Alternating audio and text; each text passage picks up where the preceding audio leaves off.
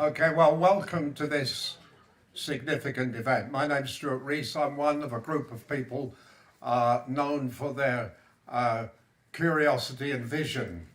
And we call ourselves modestly Australians for Humanity.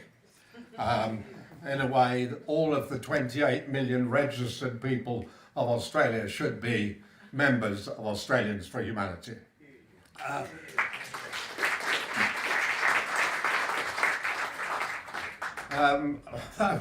I wasn't going to mention the two children's seaside buckets that are outside with the word donations on, but the figure 28 million somehow appeals to me.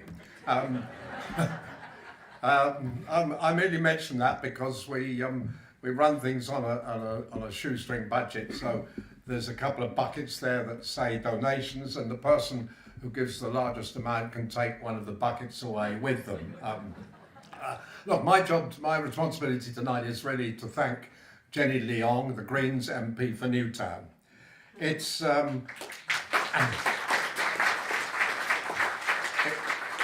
highly relevant that Jenny should be sponsoring this event, because although I'll concede that I'm a member of the Labour Party, I would also admit that the only party that's been consistently supportive of international law has been the Greens. That's one reason for inviting Jenny to sponsor tonight's event.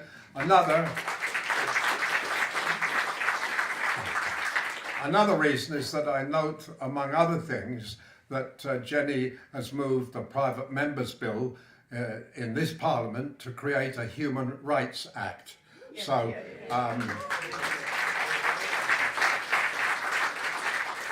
Anyway, that's enough from me.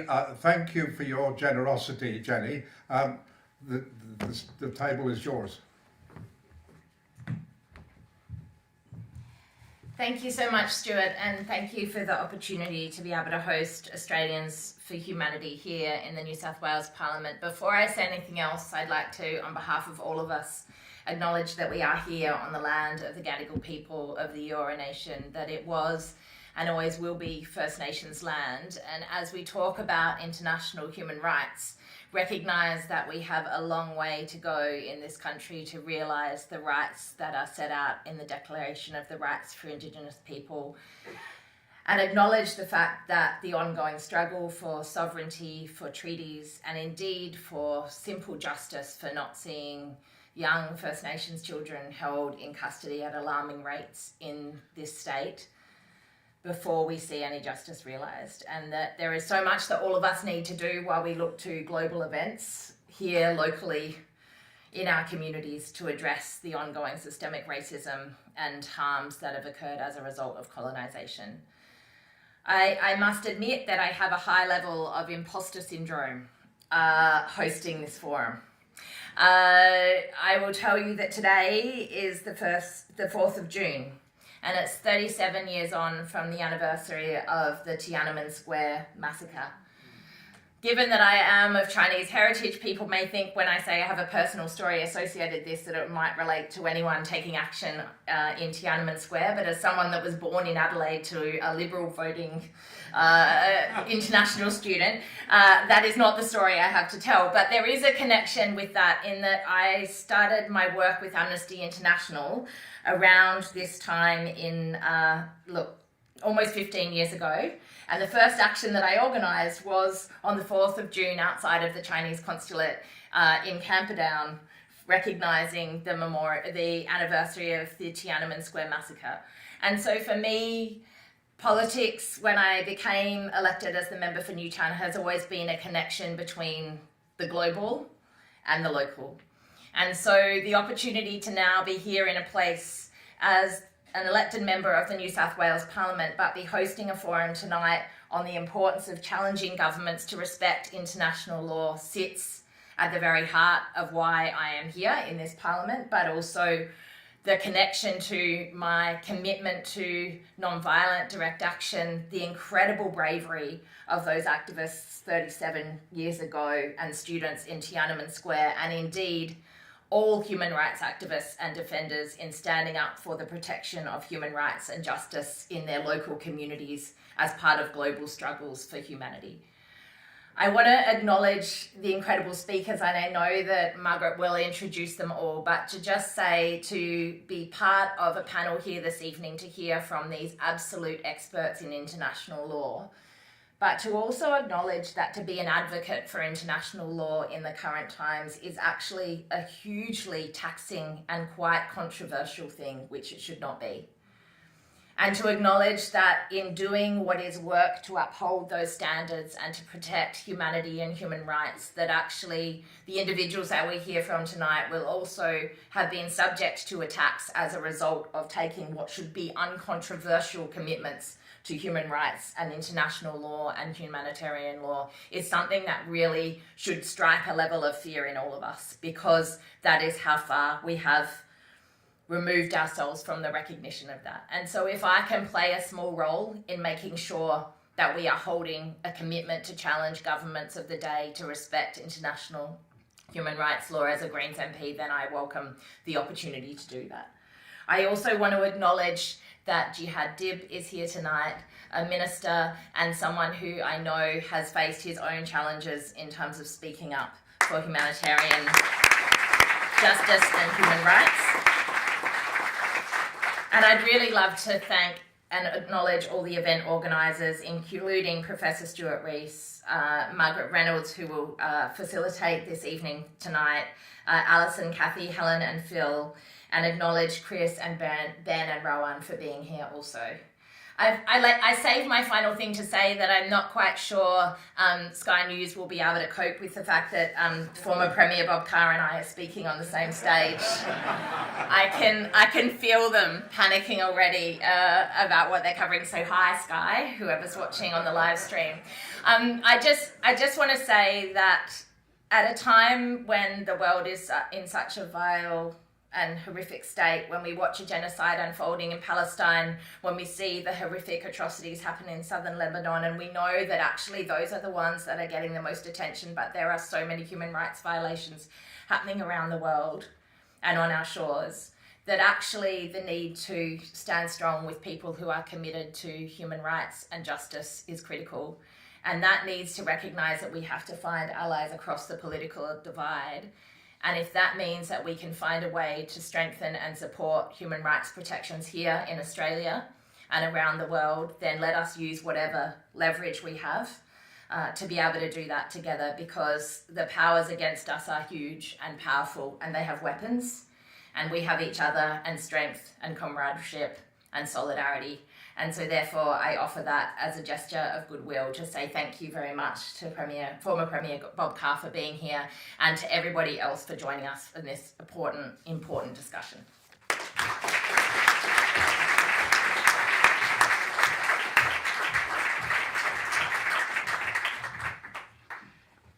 Thank you very much indeed, Jenny, for hosting this significant event. Your words ring so true, I think, for all of us, that it's not a time for party politics. It's a time for human politics, and that's what Australians for Humanity is all about. You're all Australians for Humanity, and I believe a majority of Australians are Australians for Humanity. Those of us who've organised tonight are just a small working group that represent many thousands of Australians who want to see greater humanitarian concern and greater commitment to international law, because it's all we've got to try to protect humanity and indeed to protect human rights. I feel rather foolish trying to introduce Bob Carr here in the theatre at the New South Wales Parliament. It seems sort of a bit impertinent to try to introduce him to you, largely, I imagine, a New South Wales audience.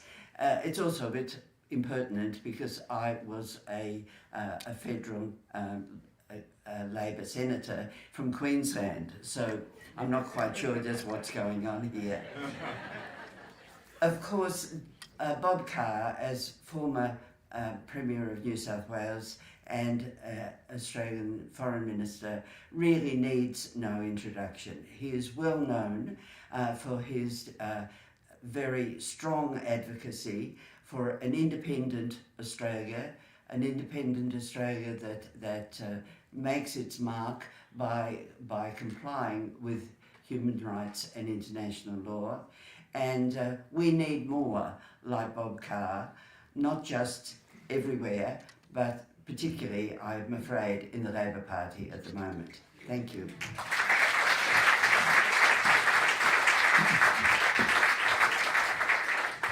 Thank you, Margaret. Thank you, Jenny.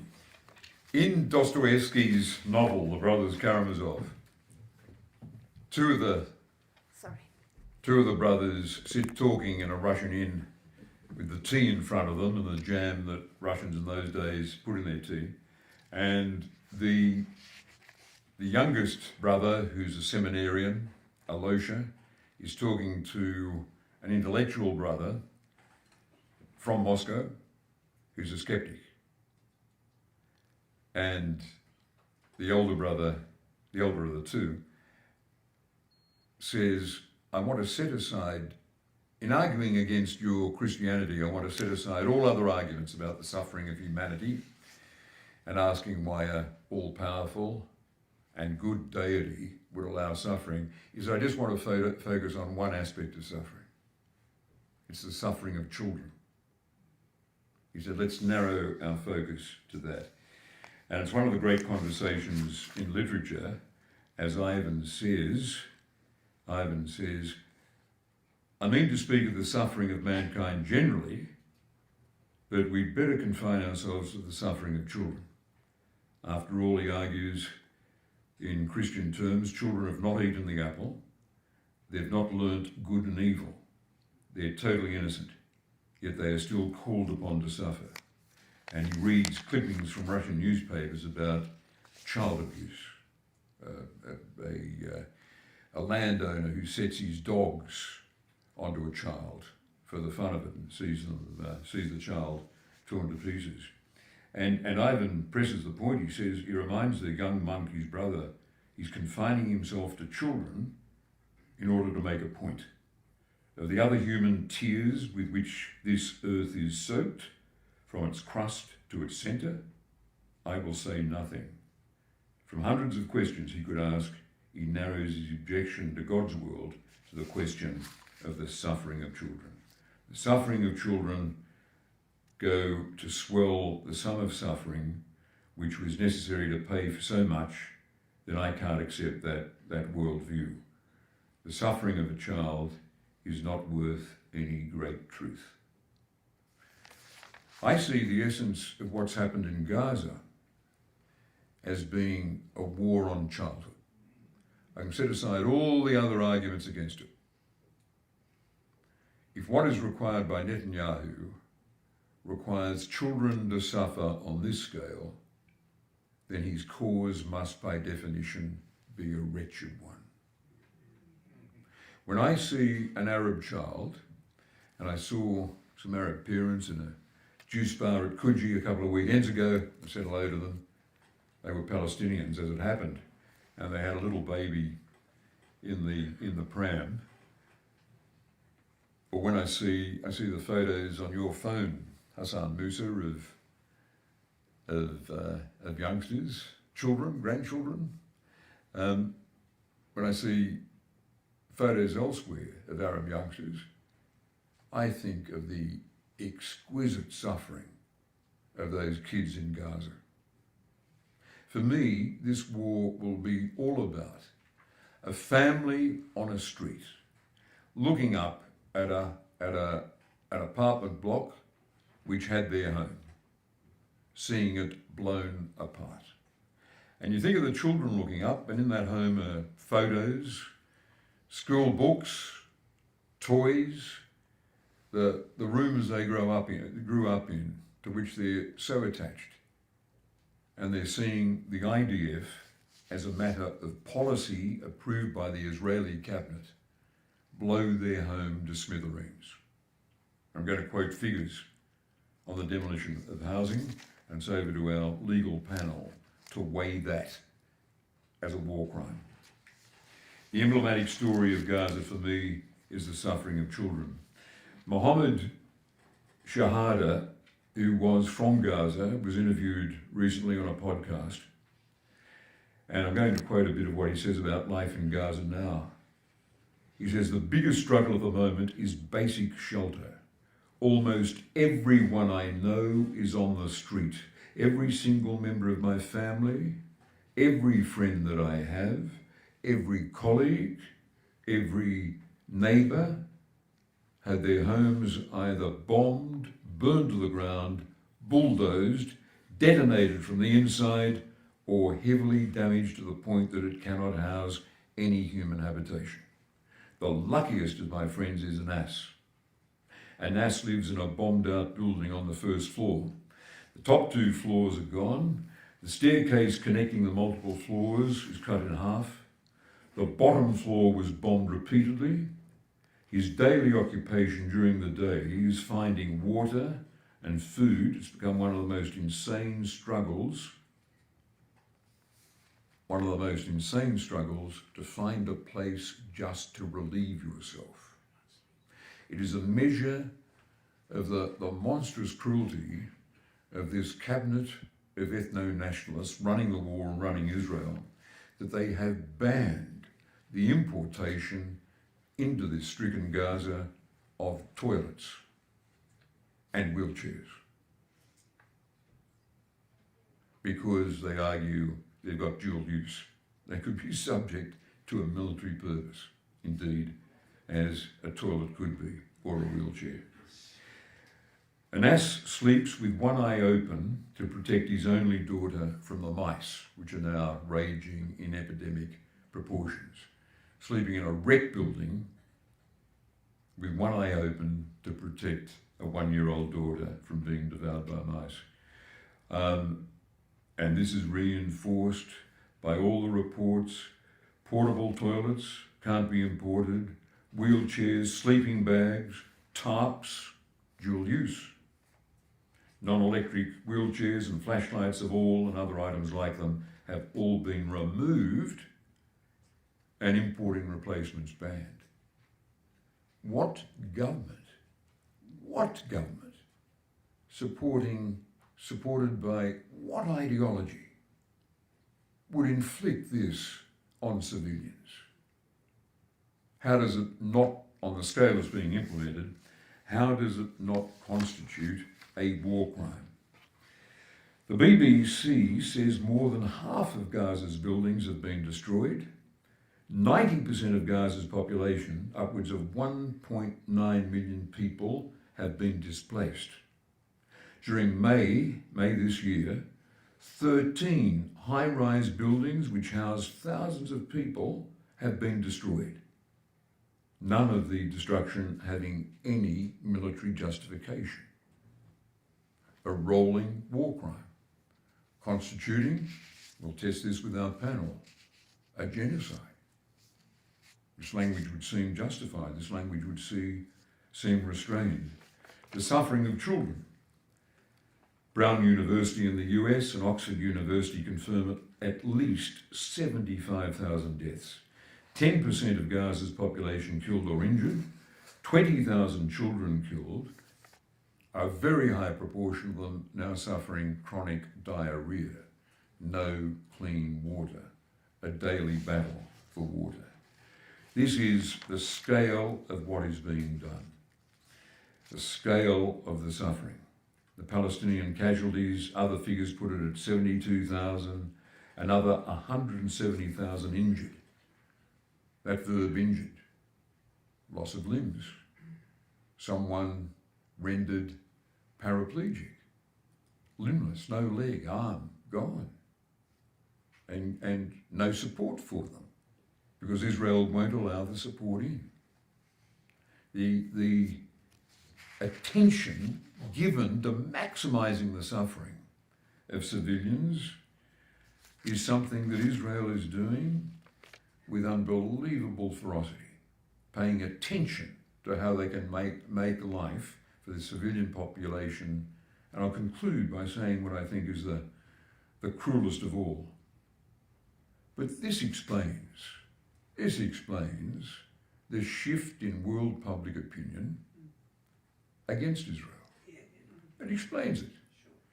When a minister in Israel's government taunts people shackled because they attempted to bring equipment and food into Gaza, the people watching that on their TV screens around the world form a view of Israel and its leadership. And that's why the most extraordinary shift has taken place in the United States for the first time in any polling on attitudes towards Israel. A majority of Americans are saying they support the Palestinians. And with the Democrats, people aligned with the Democratic Party, it is just overwhelming. Who would have thought the day would have come when a mayor of New York would say, I'm not marching on Israel Day. Yeah. Or when Rahm Emanuel, a Jewish background American, running for his own party's nomination for the presidency, leads the criticism and says we should no longer give military aid to Israel. This is a great shift in American opinion. It's felt among Republican voters, but it is most marked with young voters. Young voters in America have support for Israel as low as 23%. This is a huge shift. And the ethno-nationalist character of the Israeli government will ensure that the Israel lobby can't claw that back. I've got a bit of advice for all of us as friends of Palestine, as critics of Israel, and I think we need to build public support. The instinct of the majority of Australians is to condemn what Israel is doing. But I think it's an invitation for us to be more cohesive and more refined in the way we make our criticism. When Helena and I were travelling, we were in Vienna, we were at the opera, it was interval, and I came down the steps in the vestibule, and I saw someone attacking Helena, going like this. I charged up to him and I said, what point are you making? And in an Australian accent, he said, I'm asking your wife why you hate Jews and hate Israel. Well, leave aside the astonishing lack of manners in seeing the wife of a former foreign minister and assaulting her, not going up to talk to the man himself. Leave that aside. I was able to come back, well rehearsed, I might say, I've been through this a few times, and say, what you allege is wrong. I'm opposed to an occupation.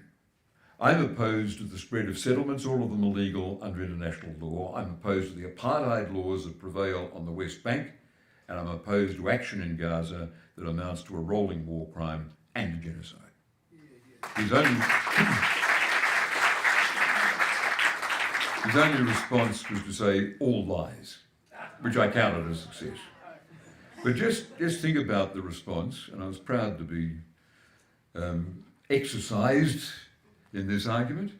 I think it gives us, all of us, a script to stick to and maximise support. Take the first point I made. It's not about Israel, it's about the occupation. That's a very useful argument to use.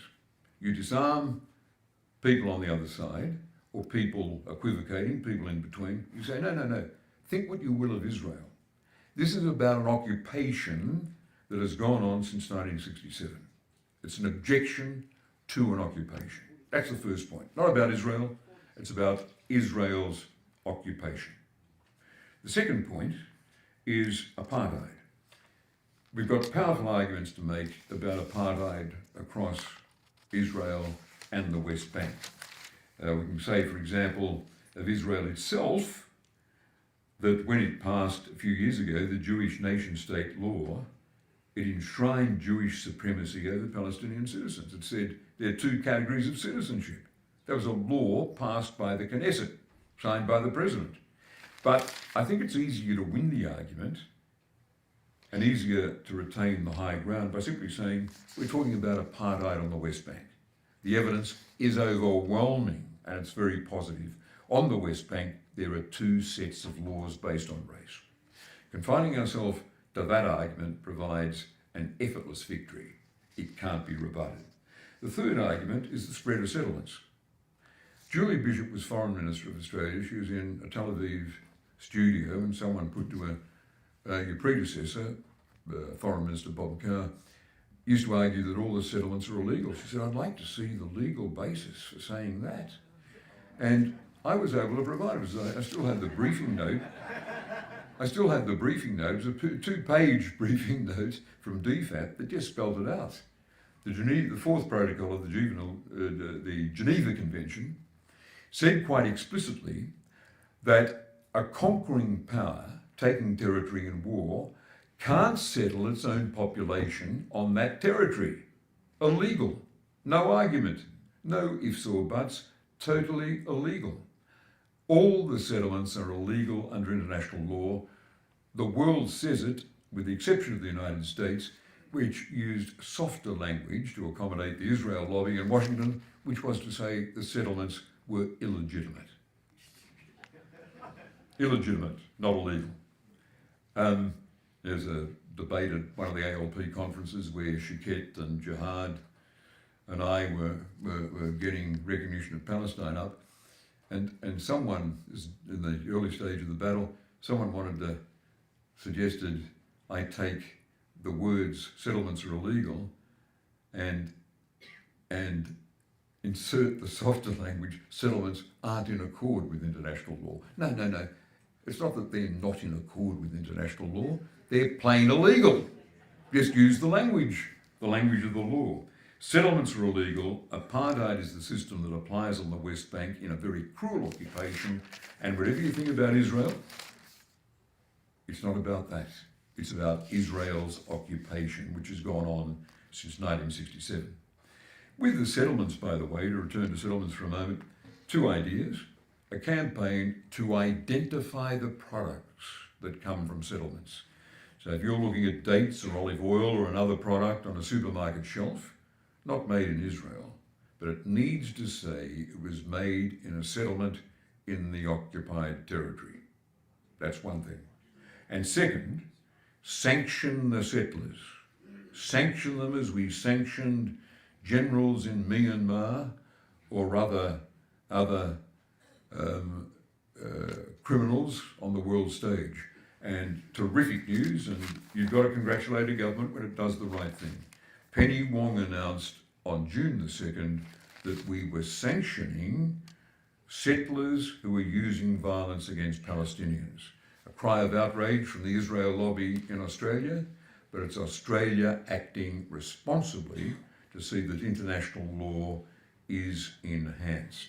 The settlers are being sanctioned, which means they cannot travel to Australia and they cannot use Australian banks or financial institutions, and I hope other countries will follow our lead. But it was good to see. And then the fourth point, I'm constructing talking points for us to unite behind in debate.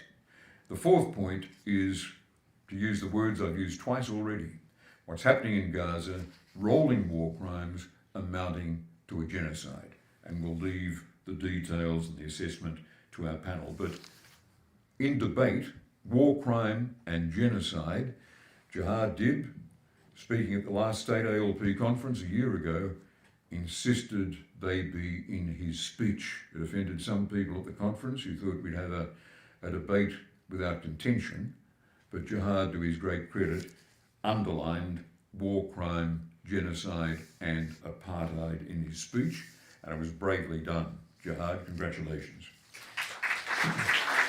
But above all, we've got to be arguing that there can be no conflation between criticism of Israel and anti-Semitism. It is not, and here let me say quite explicitly that I will not accept or adhere to or respect the IHRA definition of anti-Semitism. I will not accept a document that uses as proof positive of anti-Semitism criticism of Israel. It is not anti-Semitic to criticize Israel using the language that I've been using tonight. about settlements, about apartheid, about breaches of international law. By the way, the writer, the original author of the IHRA, disowns the document and says it has been weaponised and that was never his intention. I condemn anti-Semitism. I know a bit of its history. I know the huge evil it represents in the story of Western civilization. At the moment, globally, anti-Palestinianism is taking more lives than anti-Semitism. Look at those youngsters. During the height of the Gazan conflict, there were 600 children being killed a week.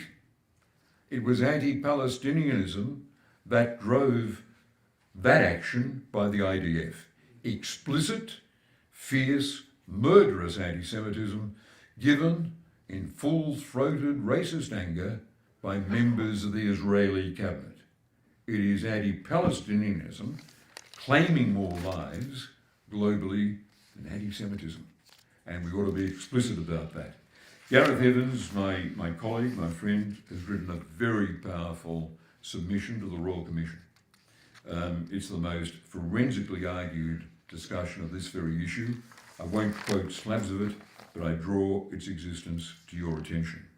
I take great encouragement that even after Bondi, even after that murderous, anti-Semitic ISIS attack on Australian soil, and the horror we all felt at it, even after Bondi, there is resistance to the bullying of the Israel lobby. Let me give you a few examples. Randa Abdel Fattah, who has used language that I wouldn't use and doesn't fit the checklist of what I think are the most telling criticisms that can build a coalition. She goes beyond that language, and it's words I would not use or endorse. But because the lobby got organised and had a sack from the festival in Adelaide, she went on to be invited back to Adelaide with the new leadership of the festival that had been brought in after the resignation of the old leadership, and to be the star attraction at every other writers' festival in Australia, including being in 3 sessions at the Sydney Writers' Festival. I congratulate the organisers of it for their bravery. These are people who are saying we're not being intimidated, we're not being bullied by this lobby. And Phil Bolton, a very senior lawyer, was appointed to the Supreme Court here. The Israel lobby said, we're going to make a test case of this. We're going to stop his appointment going through. And they mounted their campaign. But the entire legal establishment in New South Wales responded to it. And I think the Chief Justice might have been among their number. And he had been legally appointed. He bravely said, I'm not going to be forced out of this. He was ready to fight it all the way. And at the celebration of his appointment, there was a huge turnout of the legal fraternity. I'll give you another example, and it's the SBS and the ABC. They've both refused to accept Julian Siegel's proposition that she should have oversight of what the newsrooms say and broadcast about Israel-Palestine. And to their very great credit, the SBS and the ABC said, we're not doing it. And nor are they accepting that IHRC definition. They've rejected it. And to his great credit, the chair of the ABC, Kim Williams, pointed out to the Israel lobby that they're not orphans, the ABC and the SBS, because the same position has been taken by CNN, CBC, the BBC, Radio France, Deutsche Welle, and the New York Times. They will not allow their reporting of news to be determined by a document designed to suppress criticism of Israel. They won't accept it. They're credible news organisations. And it was very much a matter that the federal government, to its credit, I don't think it would have happened under a coalition government, But this government said, no, this is a matter for the ABC. And the ABC said, we're not accepting that. And we're certainly not accepting Julian Siegel's proposal as ombudsman for, as an emissary for anti-Semitism, to have a personal role in ticking or rejecting news items broadcast on our national broadcasters. It's an outrageous proposition, and it's been rejected. So I welcome the fact that common sense prevails in Australia, notwithstanding what happened at Bondi and the acute sensitivities unleashed by that. And while I'm addressing that, let me extend my sorrowful commiserations to the families of the victims of the anti-Semitic terrorism at Bondi. Let me also acknowledge, as I've done so many of the meetings I've been at on the Palestinian issue, and I think I'll always be able to do, and that is express support for the cause of Palestinian nationhood that gets expressed by Jewish Australians who turn up at meetings like this. And they are the possessors of 2 centuries of Jewish humanitarianism and liberalism that has created so much of Western culture, but which is on the defensive today. I want to say something about the Israel lobby. It is, I repeat what I've said before, it is simply the largest foreign influence operation in Australia. The Americans have got nothing like it, certainly not the Chinese, or the Indians. I can't think of any other section of Australian public opinion that has organised itself to capture the foreign policy making of this country. And I can't be lectured to about it because I've had first-hand experience.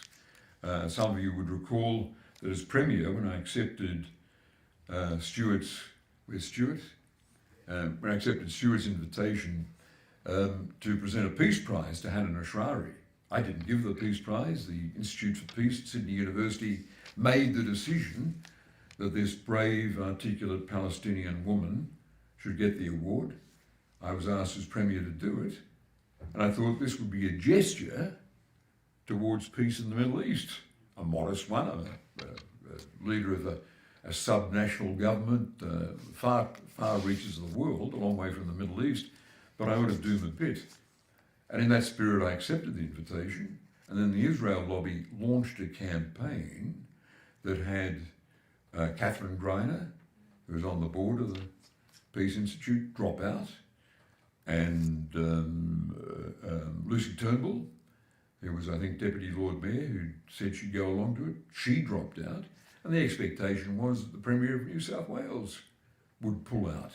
And Catherine Greiner said in a message to Stuart Rees, sitting at his desk at Sydney University, unethically taping every word of what she was saying to you on the phone. And I said, Stuart, there's Catherine saying, and I tell you this, Stuart, you've got to withdraw this invitation. When it comes to the event, Bob Carr will find he's got to do something else that's more urgent, and he'll send along Andrew Rifshawgi. If there was the remotest chance that I was going to do that, and there was none, that would have ensured trebly I would not have done it, even if I'd come down with leprosy the day before. I had given my word, effectively given my word to Arab background Australians and Palestinians that I, as Premier, their Premier, would turn up and present a Peace Prize to a woman who had bravely taken a stand for a negotiated peace to create a 2-state solution.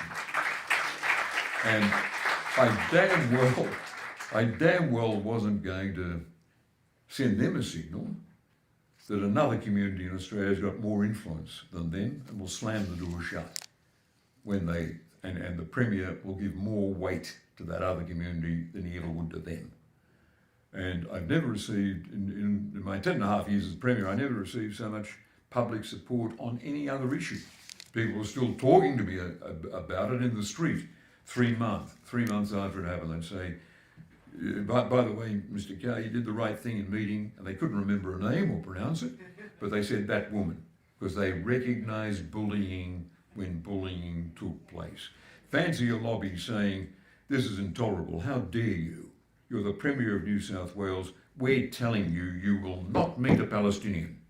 That's disgraceful behaviour, and that's precisely how I saw it and why it needed to be resisted. I won't go through the full litany, it's there in a book of mine called Diary of a Foreign Minister, but I'm weeks into the job of Foreign Minister, I'm at the UN. There's a burst of Israeli settlement activity, and we get out a quite routine statement condemning it, saying at the very least it complicates the process of a two-state solution, the spread of these settlements. And there's a call from someone in Julia Gillard's office, she's Prime Minister, saying the community is concerned by the Foreign Minister's statement. The community concerned by the Foreign Minister's statement, and they'd like a telephone hookup with the Foreign Minister, that is, to set me straight. To say, in the politest language, how dare you say this? And I said, no, tell the community that this is the policy of the Australian government. We're opposed to settlement expansion. There was another attempt from Gillard's office, from someone who seemed to have this responsibility, but no other identifiable task, to rule out a statement by me later on, attacking another burst of settlement activity. I said to my Chief of Staff, what are they saying? We use softer language? We express concern instead of condemn? Is that what? No, he's saying the statement can't go out. And then a little while later, I pledged support to the Lebanese over a dispute they have. It comes up in the UN every year, condemning Israel for bombing a power plant in Lebanese territory, which caused an oil spill. And every year, Lebanon took it up in the General Assembly, and there's a motion carried requiring Israel compensate Lebanon. We had friendly relations with Lebanon. The truth was on their side in this dispute. It had nothing to do with Israeli security, and when Gillard objected to it, she was at a conference in Asia, and we were communicating by text. It's all the texts are reproduced in my book. I said, Julia, it's got nothing to do with Israeli security. It's a quite distinct issue. And I said, we've got amicable relations with Lebanon, a lot of Lebanese living in Australia. This is about their interests. They happen to be, by the way, in the right in international law. And I said, if we vote against this, we'll be one of a handful of countries. All the Europeans are voting for it, for the motion. But no, Australia had to stand with Israel on that. And it was just enforced by a representative of the lobby working on the then Prime Minister's staff. She's a good Prime Minister on other fronts. But on this one, she was not permitting even routine, very modest criticisms of Israel. Well, the caucus got very restive with this, and when she tried to argue that we should not vote for a motion in the General Assembly that elevated the status, the non-state status of the Palestinian delegation, the anger in the caucus was very real. And she saw that a motion would be carried that instructs the government to at least abstain. And she changed her position and accepted the abstention. But there is no such lobbying from any other organisation representing Chinese or Indians, Greeks or Turks, Macedonians, I'm thinking of other disputes, either side of the Cypriot dispute, the Cyprus dispute.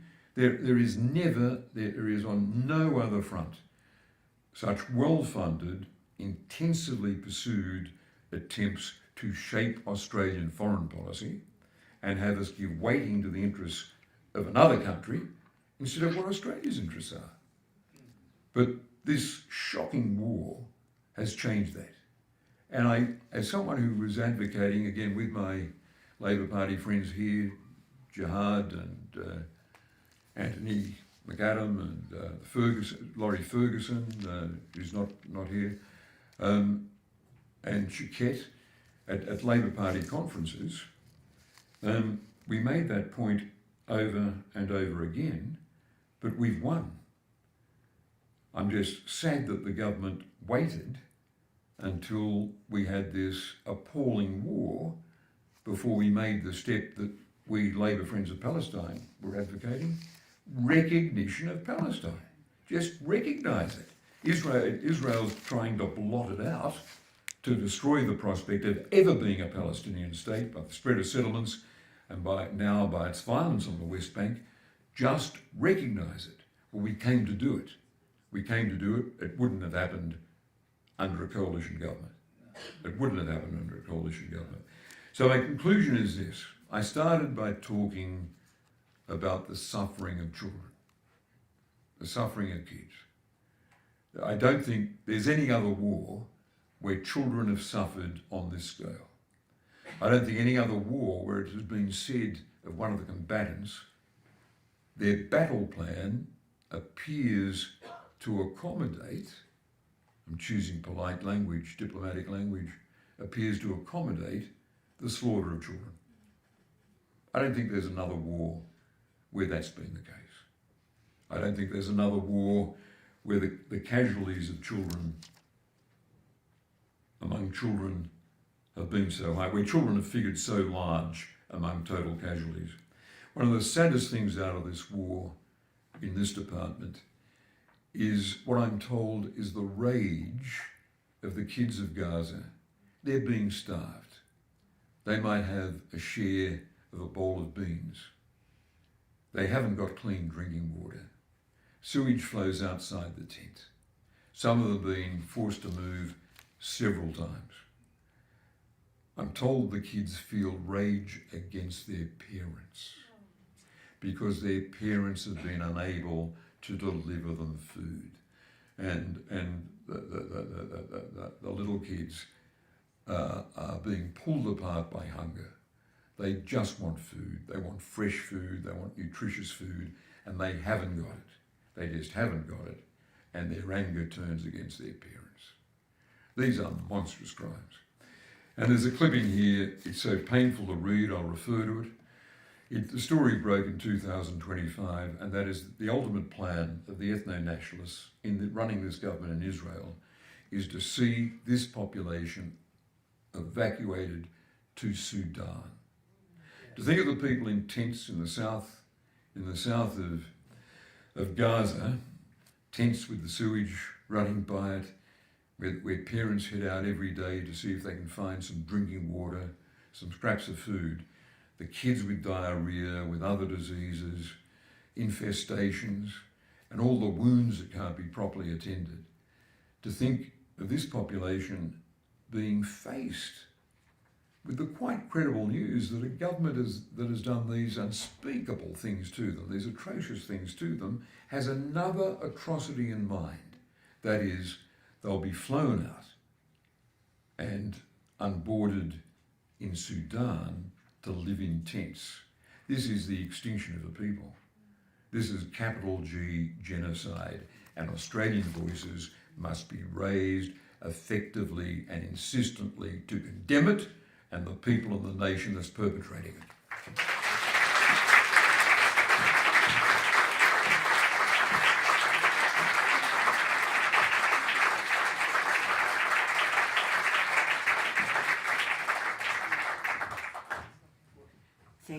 Thank you, Bob. That was wonderful to hear from you.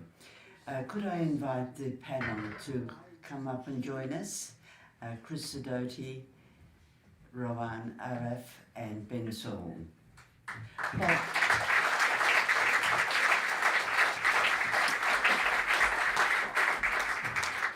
Bob, will you stay?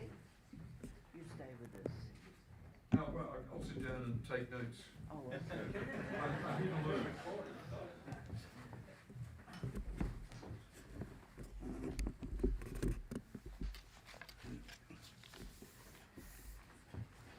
Well, it gives me much pleasure to introduce, if they need any introduction, Chris Sidoti, who is well known to many of you as former Human Rights Commissioner, but more recently, of course, for his work on the Independent International Commission of Inquiry into the Palestinian territories. And we're very pleased to have Chris here to respond initially to what has been presented by the Honourable Bob Carr. Thank you, Chris.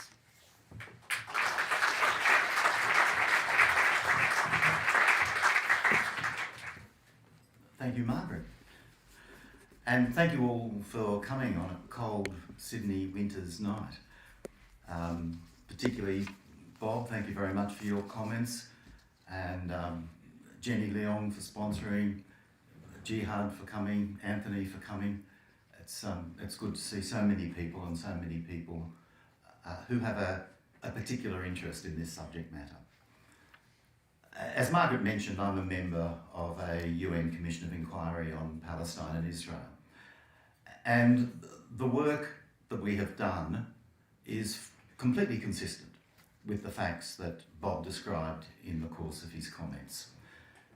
We have found that the Israeli war against Gaza and the West Bank constitutes war crimes and crimes against humanity, and the war against Gaza also constitutes the crime of genocide. We didn't come to those conclusions lightly. These are the most significant crimes under international law. Looking at war crimes and crimes against humanity is relatively straightforward, but looking at the crime of genocide is not. It's a very complex area of law, and though many individuals and organisations came to the conclusion very quickly that this was genocide, we were slow. We have to do our own investigations. We can't rely on second-hand reports. And finally, in September last year, we did issue our report, which provided the results of our investigations, our legal analysis, and our conclusion that this constituted the crime of genocide. So the facts, as described by Bob, are facts that we, through our own independent investigations, have found. And our work continues. Next week, we will be releasing our annual report to the UN Human Rights Council. And that will deal with two issues: the violence of Israeli settlers against Palestinians on the West Bank, and the violence of Hamas against oppositional Palestinians in Gaza. 2 weeks after that, on the 23rd of June, we will be issuing the lengthiest report that we have yet produced, which will deal with the situation of children. It reflects, Bob, exactly what you said at the beginning. For us two, this is more than any other isolated issue or individual issue, the litmus for what is happening in Gaza and on the West Bank. It deals with Palestine generally.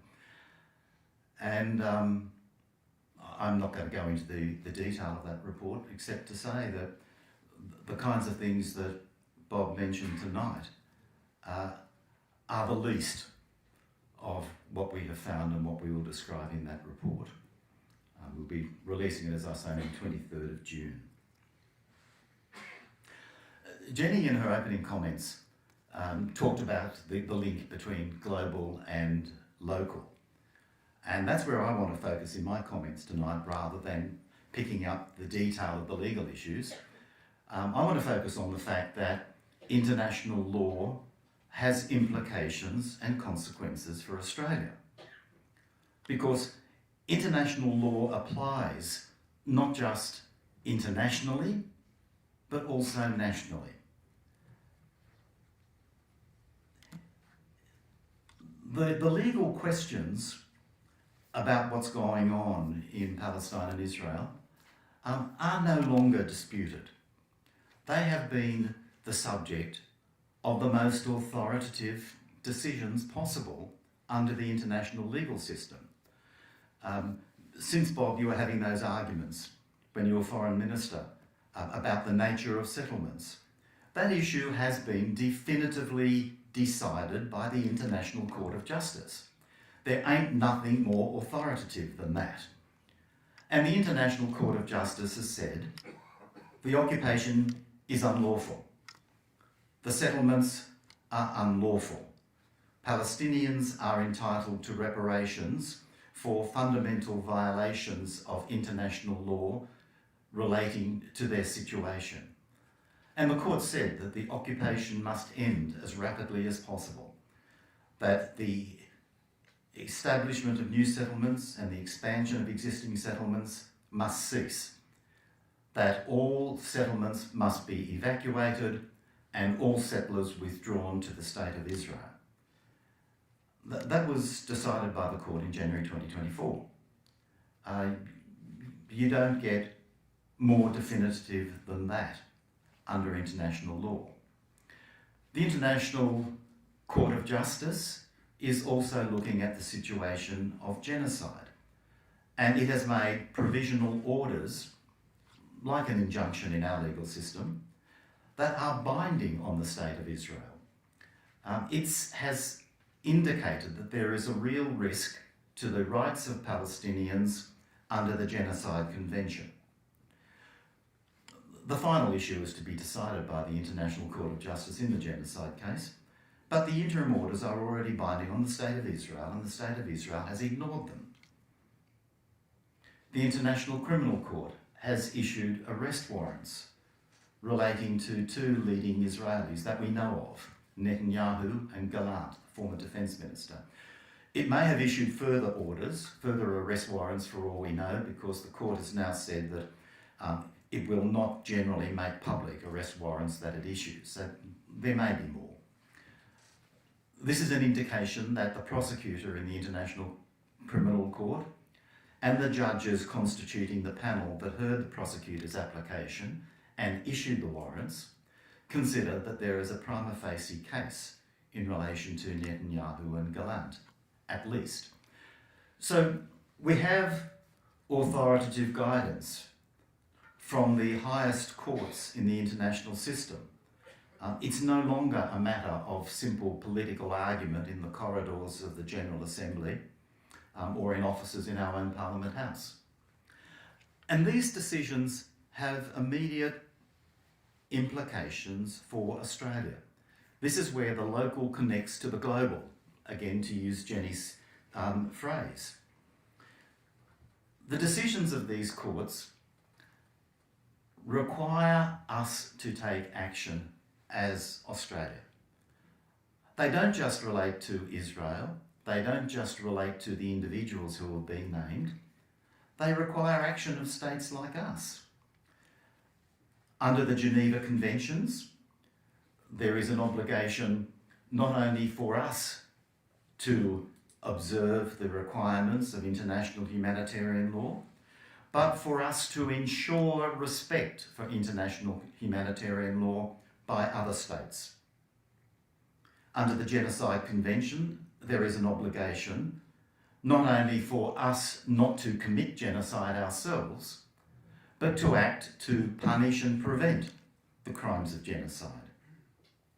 This is not a matter of us saying, oh, we're a long way away, or we don't have very much influence on Israel. These are legal questions with legal consequences. We have binding legal obligations no matter how far away from Israel and Palestine we happen to be, and no matter how much Israel will ignore our views. And the legal obligations on us, therefore, are obligations not of mere rhetoric, but of action. It's hard for us to urge Israeli compliance with international law when we ourselves don't comply. There are many steps that we can and should be taking. I've referred to them on many occasions. Some of them relate to actions that we have taken that are good but don't go far enough. Unlike the United States, the Australian government for many years has prohibited the export of arms and weapons to the State of Israel. But arms and weapons is very narrowly defined by the Australian government. There is also the question of components, particularly components for the F-35s, the fighter jets that we know from the 7th of October 2023 have been bombing Gaza to a state of total destruction. We hide behind supply chains and contracts for the provision of parts and say we provide it to the United States or we provide them to storage centres in the Netherlands. We don't know whether they go to Israel. Not good enough. We do not prohibit the provision of dual-use items. I wonder what would happen, Bob, if we define dual-use items in the way in which the Israelis define dual-use items for the purpose of imports to Gaza. But we don't prohibit any dual-use items going, no matter how relevant to the military they may be. We are continuing to accept that Australian citizens can serve in the Israeli Defence Forces.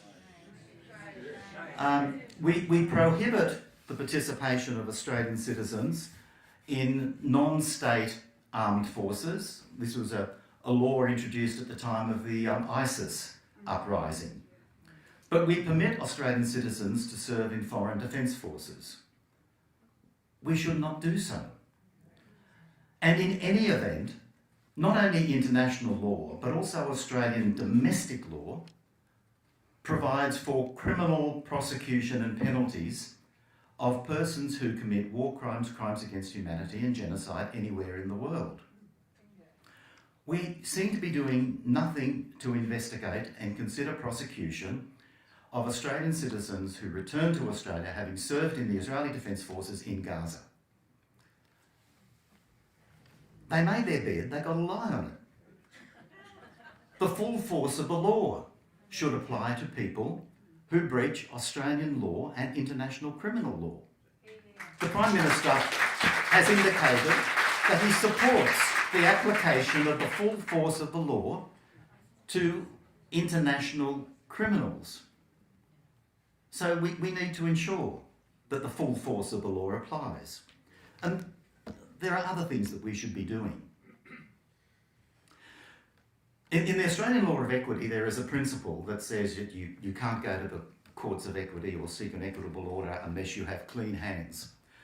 Fortunately, there's no equivalent principle in international law.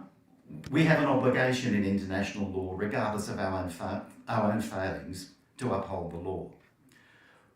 But let me say that the credibility of our argument for international law suffers when we ourselves domestically don't observe it. And that means the treatment of asylum seekers, which in my opinion constitutes a crime against humanity. It means the treatment of First Nations people. It means the treatment of people with disability. It means respect for freedom of speech and freedom of assembly. This is the connection between global and local. We don't wait to get our own record perfect before we become entitled to criticise other states like Israel that violate international law. But certainly our advocacy is undermined by our own failures. One of those failures is that we do not have adequate protection for human rights within our legal system. You know, we have no Bill of Rights at the national level. We are lucky in this state that we have had the Court of Appeal overrule anti-protest laws and anti-free speech laws not because we have adequate legal protection at either state or federal level, lucky because some years ago the High Court happened to find in the Constitution an implied right to freedom of political speech. Thank God they did. But it's only an implied right, it's not explicit, and it's a defensive right, it's not one that we can actually assert. But fortunately, we've had laws in this state struck down that have been passed overwhelmingly and quickly without adequate consultation by the New South Wales Parliament. The fact is that if you look at the treatment of asylum seekers, the treatment of First Nations people, the treatment of people with disability, the treatment of the right to speech and the right to assembly, we are not providing adequate protection ourselves. We need a strong, effective Bill of Rights at the national level and in this state. And we're fortunate that Jenny Leong has introduced it into the state parliament, that the independents Andrew Wilkie and Helen Haynes have now introduced a bill in the federal parliament. Maybe, given the failure of the major parties, initiatives from minor parties and independents will finally bear fruit. But let's be consistent. Let's connect the global and the local, and let's be as good at expecting international lawful action by the Australian government, for example, in relation to Palestine, and international lawful action by Australian parliaments in relation to the human rights of Australians.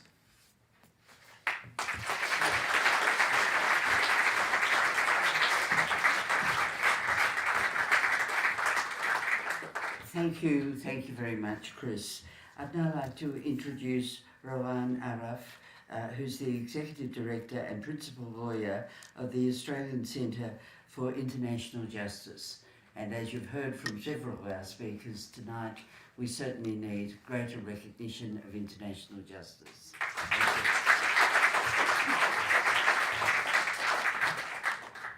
Thank you so much to all the organisers for getting us all out here this evening. I'd like to acknowledge the Gadigal of the Eora for on whose lands we meet on tonight. This always was and always will be Aboriginal land. I'm trying to remember the last time I was in this room. I think it was 21 years ago. I spoke, it was the occasion when Edward Said had just passed away, and I was up here speaking with several other people. Just trying to remember if it was this theatre or if it was at the State Library, but it looks very close. So it's been 21 years since then.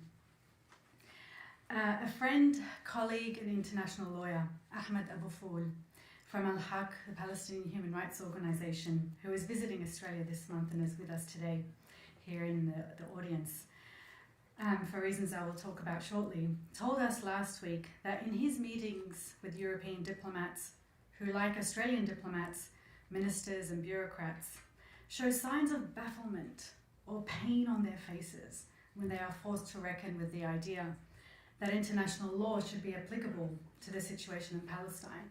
You kind of get shocked, why are you talking to me about Palestine and international law? Ahmed recounts when he says to them, look, if you're struggling so much on what you should be doing and what your obligations are with respect to what's happening in Palestine, just have a look at how you've responded to Ukraine. Even if you do just half of what you've done in response to Russia's illegal occupation, aggression and invasion, that's a start. So Chris Sidoti has raised some points about Australia's obligations in preventing genocide and the several provisional orders handed down by the International Court of Justice. Nothing I've seen since the first provisional order over 2 years ago satisfies me that Australia has complied with their obligations to prevent genocide with the tools available to them. But what I want to speak about tonight is the illegal occupation, impunity for which gave rise to the genocide unfolding in Gaza today. The genocidal violence in Gaza represents what Noura Arakat, borrowing from Tehu Cole, refers to as the hot violence, the intense air wars on the besieged Gaza Strip that are repeated on Palestinians in Gaza every few years. The airstrikes, the flattening of entire buildings, including civilian infrastructure such as water and electricity plants, the artillery shelling, sonic booms, the white phosphorus. But there's also the violence of the home demolitions and the forced evictions in the West Bank, the forced displacement, the shoot-to-kill policy of the trigger-happy snipers, or the deliberate kneecapping of Palestinian protesters in the Great March of Return in Gaza by those trained snipers. But it's the structural cold violence, the slow cold violence of Israel's apartheid, illegal occupation and annexation that is often ignored. And on this point, Bob, I think we should not just be talking about the Israeli government, we should be talking about the state, because it's the state and the manifestation of the ideology that gives rise to the illegal occupation, the apartheid regime, and the genocidal violence that has manifested today. It's the collective punishment, the land and property confiscation, the illegal colonial settlement, expansion and enterprise, the economic exploitation of Palestinian labour and resources, the expansive military injustice system, the denial of freedom of movement, the severe restrictions on the movement of goods and trade. It's the blanket denial of the Palestinian refugees and their right to return, and the racial exclusionary basis of Israel's constitution, which impacts on Palestinians who are citizens of Israel, like my own husband. All of the above continues to be routinely ignored by states, even if they are taking those really tiny baby steps in addressing the problem of settler violence, which is welcome, but is often used as a shield to taking more urgent and necessary steps to address the structural underlying violence that sustains and encourages such violence. That is the violence of the occupation itself. Did they not read the part in the advisory opinion where the court said settlements give rise to settler violence? The advisory opinion that I'm referring to is the landmark ruling from the International Court of Justice that was delivered in July 2024, which categorized Israel's 57-year occupation of the territory, of the occupied Palestinian territory, as unlawful. In this historic advisory opinion, the ICJ also held that Israel's policies and practices have amounted to annexation of significant portions of the territory. The ICJ found that the consequences of Israel's illegal occupation and annexation has resulted in the severe deprivation in the rights of the Palestinian people to self-determination and to be free from the prohibitions of racial discrimination, segregation, and apartheid.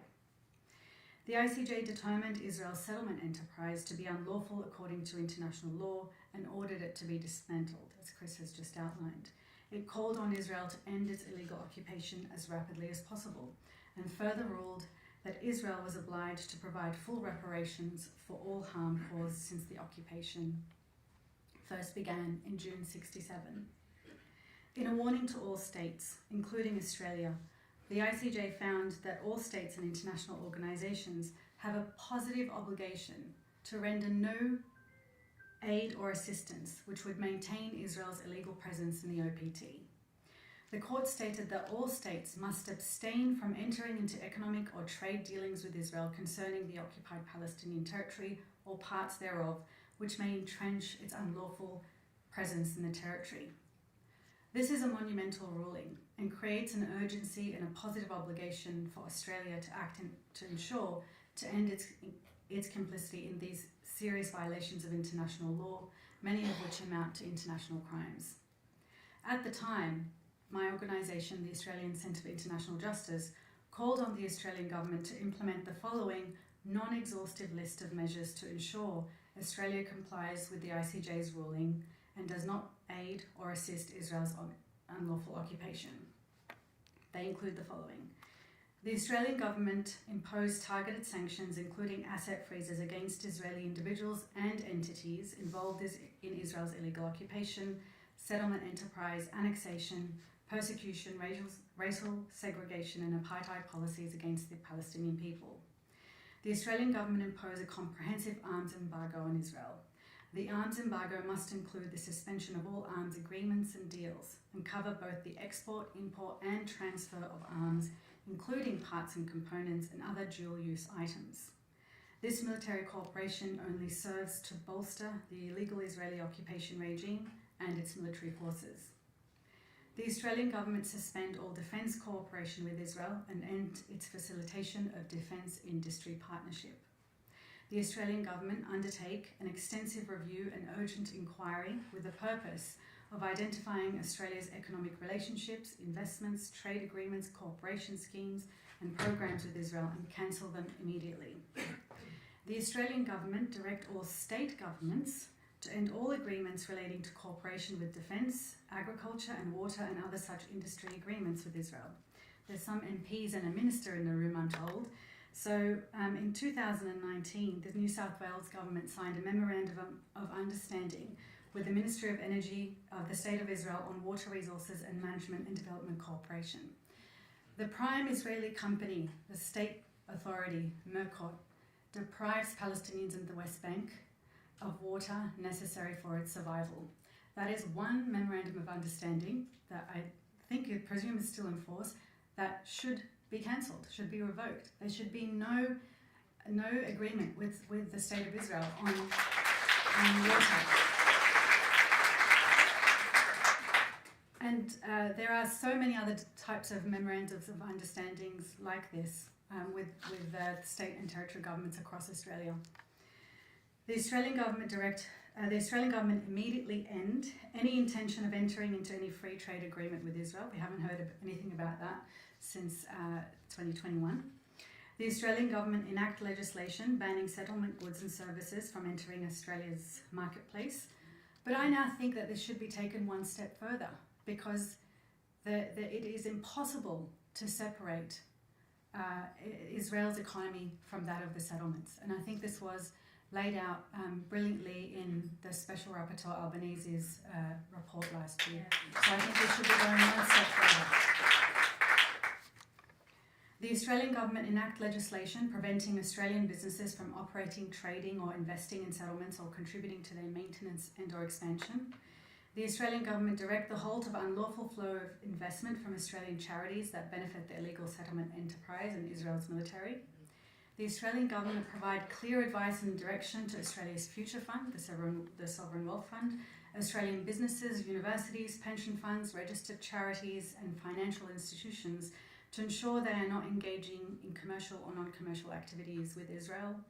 The Australian government investigate and prosecute dual citizens serving in Israel's military and provide clear directives to citizens to refuse to enlist in the Israeli military. The Australian government support the investigation and prosecution of international crimes committed as part of the situation in Palestine at the International Criminal Court, and commit to fully cooperate with the Office of the Prosecutor of the Court in line with Australia's international and domestic legal obligations. And finally, again, a non-exhaustive list, the Australian government refer the situation in Palestine to the ICC. At that time, we stated and continue to say that the above recommendations are not wish lists. They are the necessary and bare minimum actions Australia is obliged to undertake under international law. These actions should have been taken a long time ago. But Australia, like other Western states, empowered Israel's military occupation for decades and contributed to it through countless deals and agreements, and provided the Israeli regime with political cover, entrenching impunity and denying Palestinians their right to self-determination and to be free from the prohibitions of apartheid, persecution, racial discrimination and segregation, and genocide.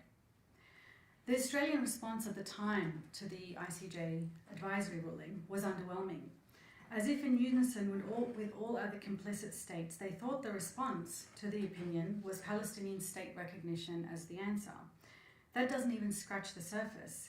As Palestine's counsel at the ICJ stated, that's Philippe Sands, the right of self-determination requires that the UN member states bring Israel's occupation to immediate end. No aid, no assistance, no complicity, no contribution to forcible actions, no money, no arms, no trade, no nothing. All UN members are obliged by law to end Israel's presence on the territory of Palestine, period. And that should be the guiding philosophy. The ICJ advisory opinion is a test for Australia and whether it truly respects the United Nations Charter, its commitment to international law, the rule of law, and the ICJ as the principal judicial organ of the United Nations. While Gaza is burning and Palestinians there are facing forced starvation and annihilation of their health, education, and every sector of their society, the Albanese government thinks its hands are tied. It's really hard, you guys. And that it can't do much about this issue. It's very complicated. This is false and misleading. Its hands are indeed tied, but in direct complicity with Israel's illegal occupation in a myriad of ways, as we've outlined above. The Albanese government has the opportunity to correct course and repair its contribution to harming the Palestinian people's fundamental human rights. Australians will judge the government on their actions and not their rhetoric, and yet nothing has been done to comply with this ruling except for strict recognition and targeted sanctions related to settler violence only. As I've just outlined, the extent and breadth of Australia's links, I think, necessitates an inquiry to ensure Australia is not complicit in these severe breaches of international law and to ensure compliance with the ICJ's ruling. Some of the work that my organisation is undertaking includes monitoring and investigating dual citizens fighting in the Israeli military in Gaza and the West Bank, and yes, in southern Lebanon, which is none of us have talked in detail about tonight, unfortunately, but which even the Israeli criminals have said they're imposing the Gaza doctrine on the south of Lebanon. And Bob, you'd be interested to know some of our investigations related to those Australians that are fighting in the Israeli military relate specifically to domicide, to the despicable, I would say, and extensive demolition of homes in the West in Gaza. So that's some of the things that we have uncovered in our investigations of Australians fighting in the Israeli military. We're also looking at Australian individuals and entities that are contributing to Israel's illegal settlement enterprise, including many charitable organisations, and look out for some of the work that we'll be publishing on that later on in the next couple of months. ACIJ called for a comprehensive arms embargo to ensure Australia's compliance with international law and the ICJ ruling, and in reducing the risk of Australian officials being complicit in international crimes. The extensive military cooperation between Australia and Israel must end immediately. Currently, ACIJ is representing 3 leading Palestinian human rights organisations, Al-Haq, which is why Ahmed Abou is here with us, the Palestinian Centre for Human Rights and Al-Mizan Centre for Human Rights, in a challenge brought against the Minister for Defence, Richard Marles, to compel him to release documents related to arms exports to Israel, or where they then may become available to Israel. It's a simple ask, but after the government undertook a review in 2024, which we, by the way, had forced them to undertake, after a direct application to the Minister in April 2024, the government identified 66 permits that were still active and became the subject of a review, which we only knew about thanks to questions being raised at Senate estimates. And they said that they would complete the review in December of that year. It revoked some, or rather lapsed or amended some of the permits, but there are still some that are under scrutiny. It's been nearly 18 months and they still have yet to finalise the review. Just by contrast, the Labour government in the UK, when they came to power, they undertook a review of over 350 permits that were still active to Israel, and they concluded that review in 2 months.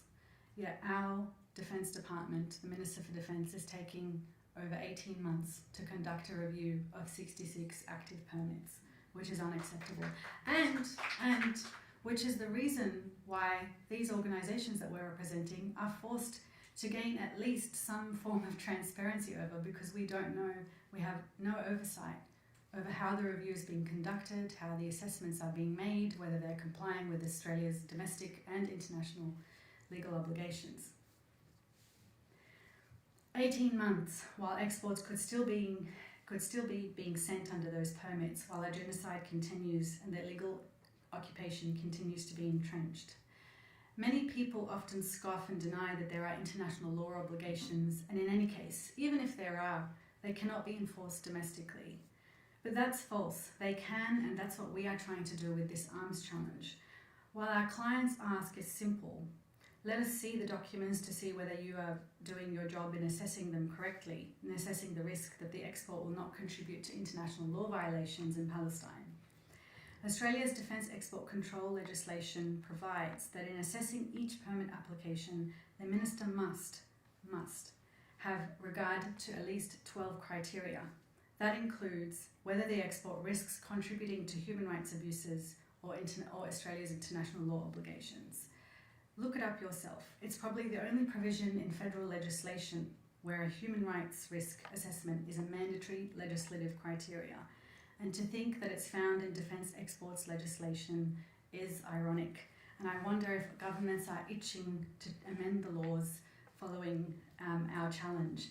even though that provision arose or does arise out of Australia's obligations under international law, such as the Genocide Convention, the Geneva Conventions, the Arms Trade Treaty, and so on. I want to end by telling you words of one of our partners in the West Bank. After my team of diligent lawyers were up and talking to them at 11 o'clock at night, advising, at the end of the conversation, very good, respectable lawyers in Australia, trying to manage the expectations of this client about any complaint we may undertake domestically and how it may be received by Australian authorities. Perhaps not much. He said to them, yeah. Look, we Palestinians, we know this, but we still fight. So join us in our fight for Palestinian freedom. Thank you.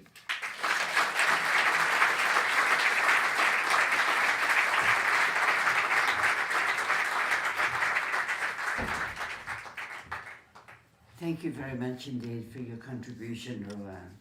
Our final commentator on the question of the law and international law and is it respected in Australia is Ben Saul.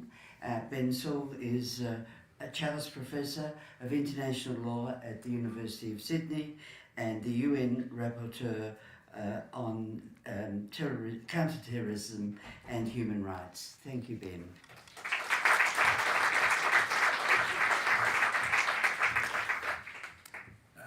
Good evening, everyone. Thank you, Margaret, and would like to acknowledge Bob Carr's incredible leadership over many years on the Palestine question. Bob, I can't find fault with any of your legal analysis and agree 100% with you and with what Chris and Rawan have said about war crimes and other international crimes in Palestine. I will just quibble with your mention of Dostoevsky, because when I was an Australian literature honours student at Sydney University many years ago, we had a brutal lecturer who forced us to read a Dostoevsky novel alongside a Patrick White novel every week for a 13-week semester. And this was... Exactly. And these were the days before psychosocial safety was a thing. So I've been forever traumatized by the mention of Dostoevsky. Look, I also echo what you said about the IHRA definition, and I put a long critique of that in my submission to the Royal Commission last week in my UN role. Also with your comments on the suppression of pro-Palestinian speech, assembly, protest, which at the UN we've been tracking as a worldwide phenomenon. And in my job, which involves monitoring human rights violations in 193 countries when governments are combating terrorism, I'd always thought when I took this job that Australia would be my safe harbour. I wouldn't have to worry about Australia because I spend most of my week looking at laws from places like Mali or Myanmar, or what the Russian Wagner Corps is doing. And I was stunned when one of your successors, the Premier of New South Wales, passed a law at the end of towards the end of last year, which banned every protest on any topic in a city of 5 million people on the basis that it might hurt the feelings of some members of our community.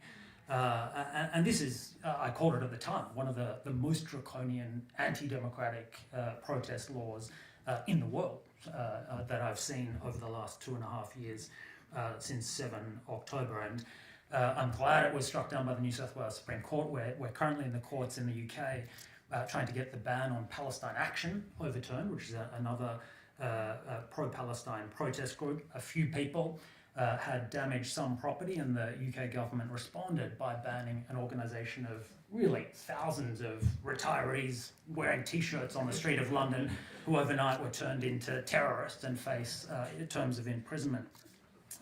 Now, in my job as UN Special Rapporteur, I want to broaden the conversation out a little bit beyond Gaza, because I think it's a symptom of larger trends that we've been seeing in the period since 7 October 2003. I think it is a particularly bleak period for international law, with the kind of America First national interest doctrine prevailing over a win-win multilateral cooperation approach. And I see a number of things that have been incredibly destructive happening. Firstly is the proliferation of illegal uses of force and aggression across borders. So apart from obviously Israel's long-standing illegal occupation and support for it by countries like the US, but also Germany, I'd call out, because between the two of those countries, they supplied 99% of the arms and munitions to the Israeli Defense Forces, and they, between them, they could have stopped the war overnight by withholding that weapons supply. And I was actually quietly delighted that this week Germany didn't get elected to the Security Council because there was an extraordinary backlash amongst the member states in New York against Germany's protection racket for the Israeli government. So it's not just Gaza, it's the expansion of illegal Israeli wars, as Rawan said, in Lebanon, but also its preventive disarmament of Syria, its illegal aggression against Iran, which the US also joined in. The US also used aggression against Venezuela, ostensibly because it was its leader was supposedly the head of a narco cartel, really because the US wanted to dominate and coerce Venezuela economically and obtain preferential access to its oil supplies. The US is becoming one of the, if not the greatest threat to international peace and security today.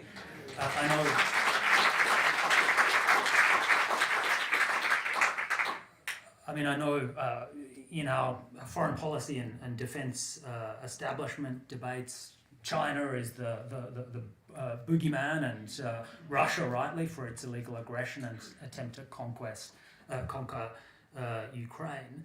But the damage that the United States is doing to international law surpasses most of what those other countries are doing.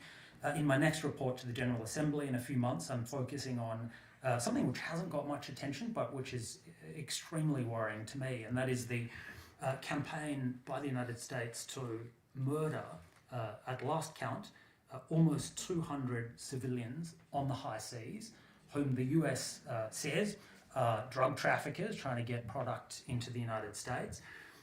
Drug trafficking is a crime, to be sure, but it's not an armed attack on the United States, justifying military self-defense by firing or launching almost 60 military strikes on these civilians, some of whom we've shown are fishermen and were not even involved in drug trafficking at all.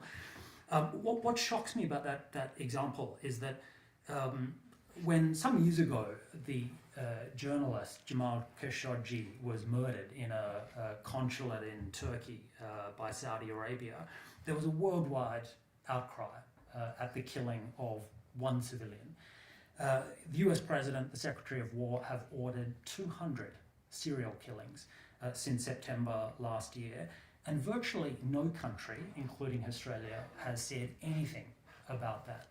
There's this kind of feeling that everybody, understandably, is afraid of retaliation from the United States, of getting slapped with tariffs or worse, and that's understandable. So everybody's trying to keep their heads down, not protest, and not stand up and defend the international legal order when it's under attack.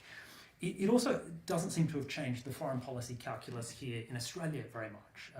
If a foreign government leader ordered the police on the streets of Washington, D.C. to murder 200 drug dealers, there'd be you'd hope there'd be an outcry. But here it's like with AUKUS, it's business as usual with the US alliance, even though it's an utterly destructive partner.